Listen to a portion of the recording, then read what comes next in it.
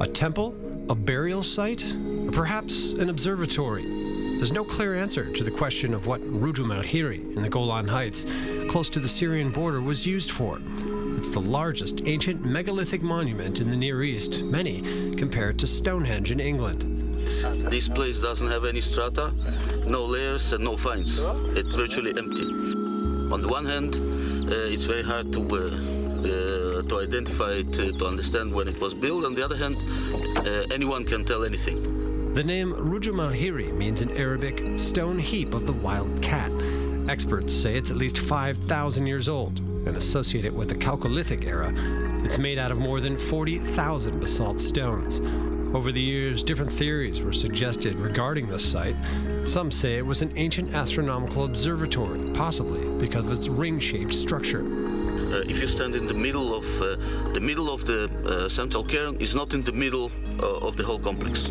So if you shift a little bit south and you stand on the equinox day and look east, there are two huge boulders there. It's kind of a gun sight, and you will see the sun rising through this point.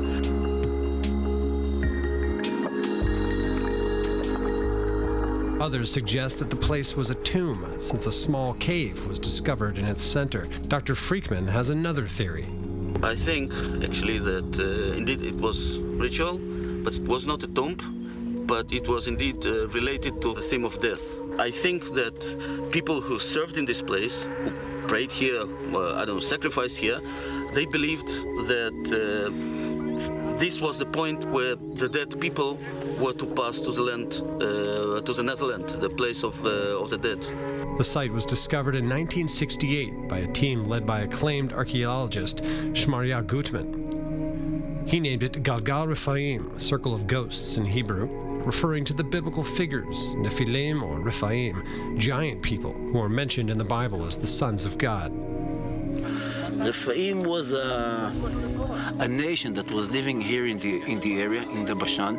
They were counted as giant, and they were counted in their name. We have three levels of things. One level, Rephaim, is from the word ripui, healing. Another level is Rephaim, and in the shadows, people beyond this life. And another thing was Rephaim is that when you saw a giant like the Rafa, you become refu, you become with less power.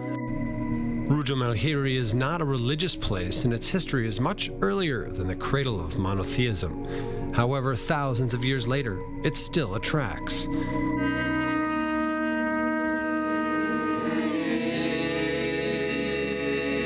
Every year on June 21st, the longest day of the year, a few people gather here to mark the summer solstice. Some meditate, practice yoga, sing and pray. This place really empowers me. When I come here, I feel it is like a portal to other worlds. Meditations here are more intense. I call it personal development accelerator.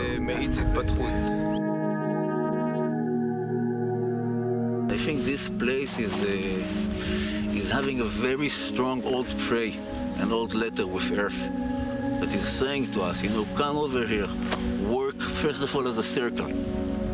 Work with no corners, working smooth, and then presence the light, presence that we are light. After all, we didn't come to this world just to build stones. Who built this site, and how do they manage to recruit such heavy manpower and create such an impressive monument at such an early time in history? More than 5,000 years after it was built, Rujm el-Hiri is still shrouded in mystery.